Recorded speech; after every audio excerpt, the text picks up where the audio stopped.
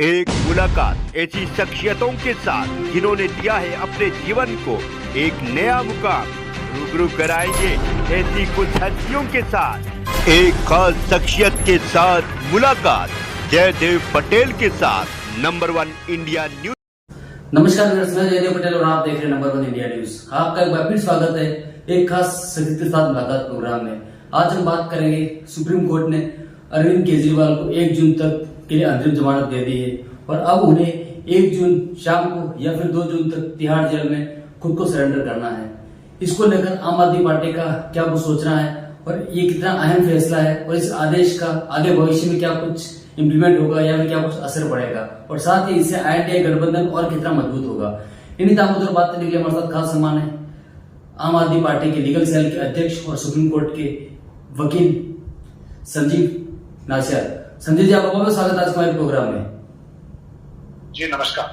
जी संजय जी, आपसे मेरा पहला सवाल है कि ये जो सुप्रीम कोर्ट का जो फैसला आया है और अरविंद केजरीवाल जी को जो अंतरिम जमानत मिली है, इस पर आपकी पहली प्रतिक्रिया?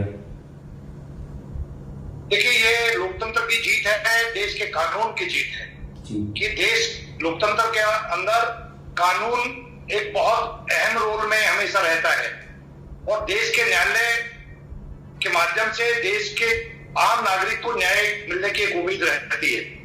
जिस तरीके से पिछले 2 साल में इस सो कॉल्ड एक स्कैम बना के जो भारतीय जनता पार्टी की एक अपनी सोच थी, भारतीय जनता पार्टी क्योंकि अरविंद केजरीवाल जी से पूरी तरीके से घबराई हुई थी।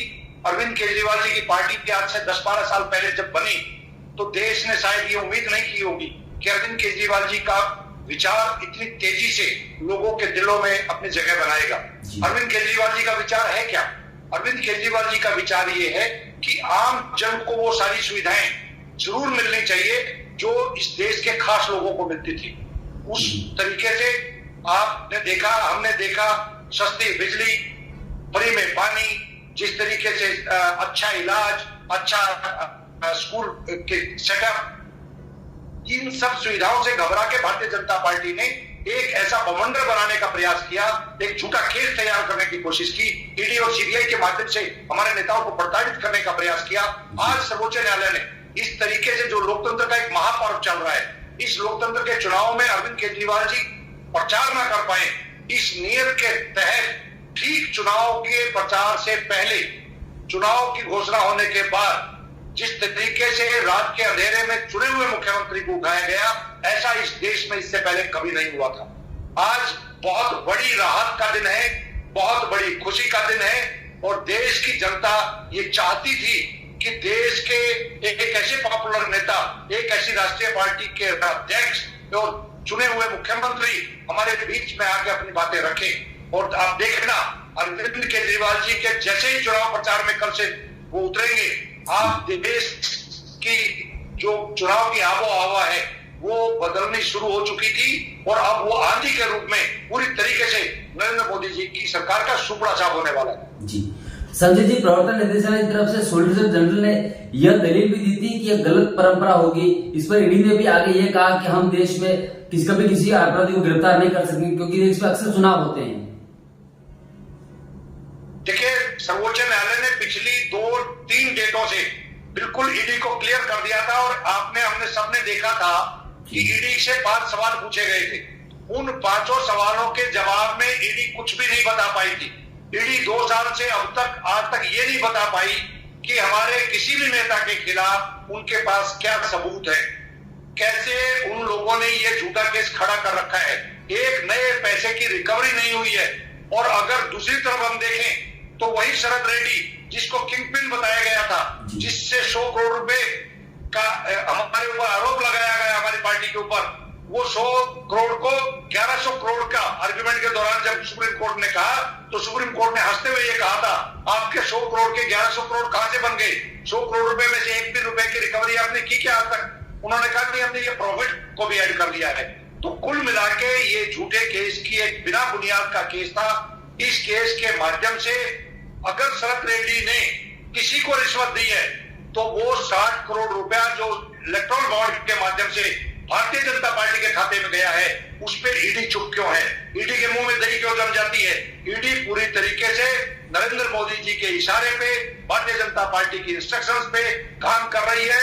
और इसीलिए एडिशनल सॉलिसिटर जनरल के साथ साथ सॉलिसिटर जनरल ने जिस तरीके की बहस वहां पे सर्वोच्च न्यायालय के सामने अपने पक्ष रखे, उससे सर्वोच्च न्यायालय पूरी तरीके से असहमत थे।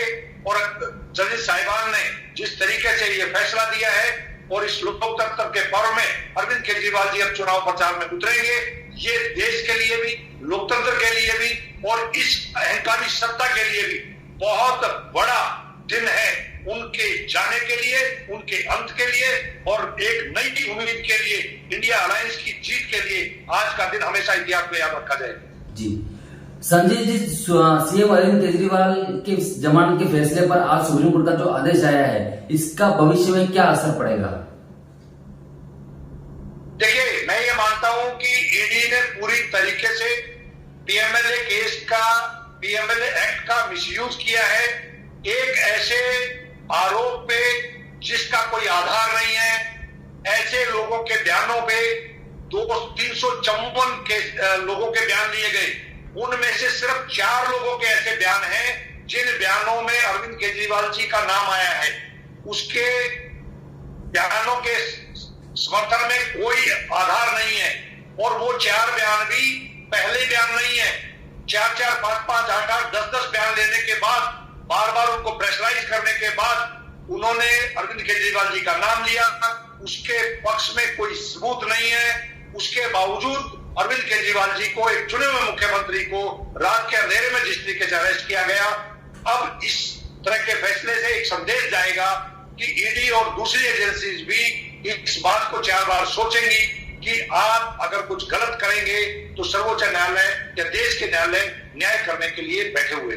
जी संजय जी, अरविंद केजरीवाल की जमानत का लोकसभा के बाकी बचे हुए चरणों पर कितना असर पड़ेगा राजनीतिक दृष्टि से? मैं ये मानता हूं कि चुनाव नरेंद्र मोदी हारने जा रहे थे, लेकिन अरविंद केजरीवाल जी के बाहर आने के बाद अब पूरी तरीके से सूपड़ा साफ हो जाएगा।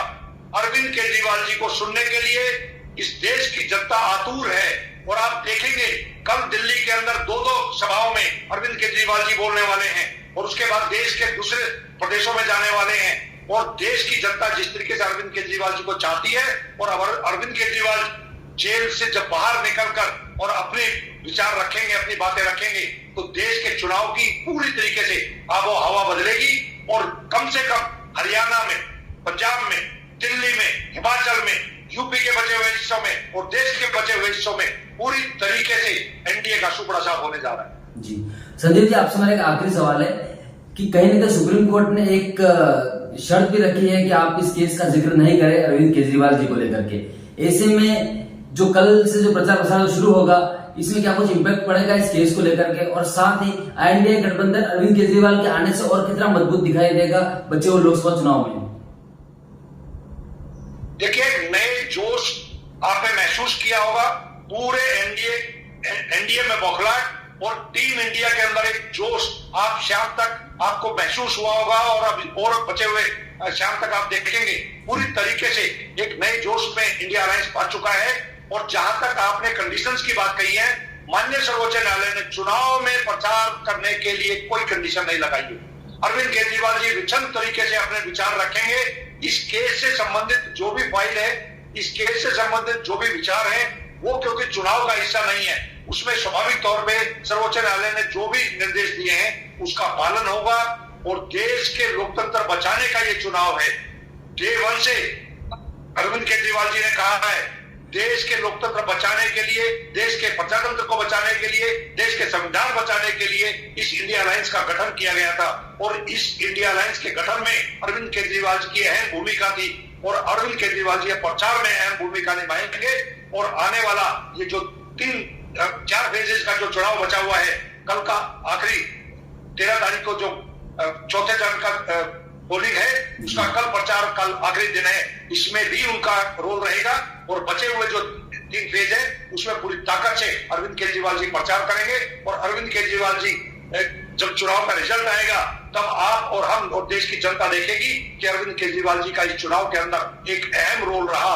और अरविंद केजरीवाल जी एक पढ़े लिखे नेता हैं, एक विचार हैं, वो चाहते हैं कि देश की जनता के अंदर एक ऐसा राज्य स्थापित हो, जो राम राज्य जिसको कहा जाता था। हम राम राज्य की बात कर रहे हैं, हम राम के नाम पर राजनीति नहीं करते हैं, हम राम राज्य की बात करते हैं। और राम राज्य में गरीब से गरीब आदमी को भी वो हक मिलना चाहिए जो अमीर से अमीर आदमी उस हक पे जमा हुआ है।